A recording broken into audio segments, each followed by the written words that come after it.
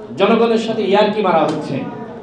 একদিকে তারাই বলছে রাষ্ট্রপতি অবৈধ, সংবিধান অকার্যকর, আবার তারাই এই অবৈধ হাসিনার নিয়োজিত রাষ্ট্রপতির হাতে তারা শপথ নিচ্ছে। ফারুকী একজন মুজিববাদী চেতনার মানুষ।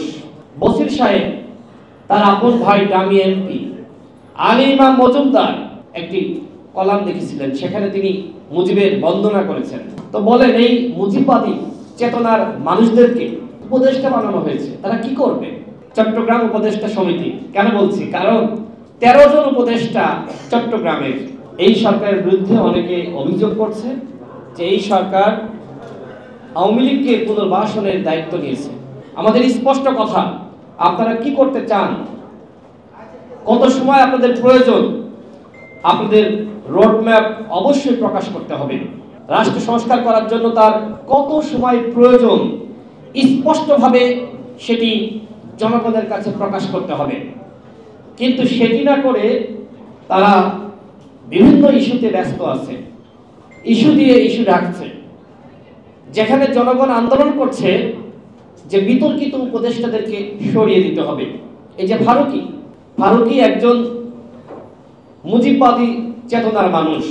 বসির সাহেব তার আপন ভাই দামি এমপি আলী ইমাম মজুমদার 2017 সালে প্রথম আলো পত্রিকায় শেখ মুজিবকে নিয়ে একটি কলাম লিখেছিলেন, সেখানে তিনি মুজিবের বন্দনা করেছেন যে মুজিবকে আমাদের বাঁচিয়ে রাখতে হবে, মুজিব আমাদের মহানায়ক।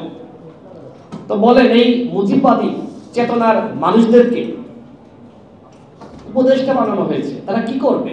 তারা তো প্রশাসনে আওয়ামী লীগকে এই সুবিধা দিবে, এবং গণমাধ্যমে সেই খবর এসেছে ডিসি থেকে এসপি সব জায়গায় আওয়ামী লীগের সুবিধাভোগীদেরকে আরো সুবিধা দেওয়া হয়েছে। এর মাধ্যমে কি এই ছাত্র জনতার রক্তের সাথে বেইমানি করা হলো না?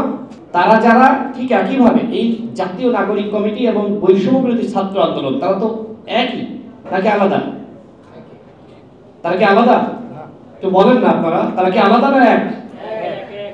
তো তারা এক, কিন্তু আমরা দেখতে পাচ্ছি যে এই চট্টগ্রাম উপদেষ্টা সমিতি, মানে অন্তর্বর্তীকালীন সরকার, চট্টগ্রাম উপদেষ্টা সমিতি কেন বলছি? কারণ 13 জন উপদেষ্টা চট্টগ্রামের। এটা আসলে মেনে নেওয়া যায়?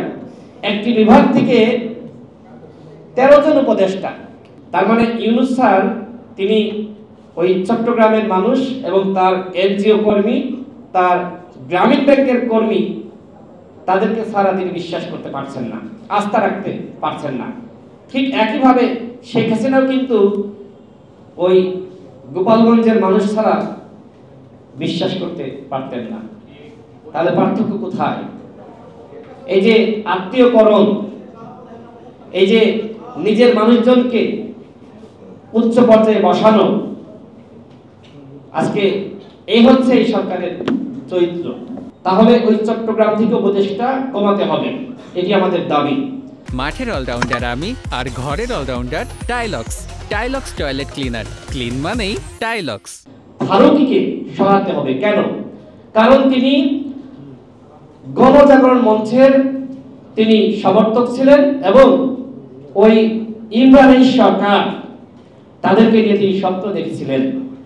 তিনি স্বপ্ন দেখেছিলেন যে নতুন রাজনৈতিক বন্দোবস্ত তৈরি করা হবে এই ইমরানের সরকারদের মাধ্যমে।